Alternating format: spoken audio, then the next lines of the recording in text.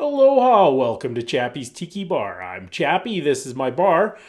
We got a great show. We're going to go straight out to the lake for Appies with Chappie by the lake. So here we go. Aloha, welcome to Appies with Chappie by the lake. Today, I have some fried surf and turf dumplings. We need a beverage to go with that. So I'm going to make a Bermuda 100. Little bit of ice.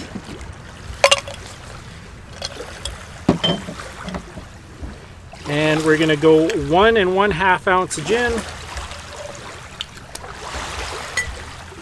3/4 ounce of Campari. 1/2 ounce of Orgeat.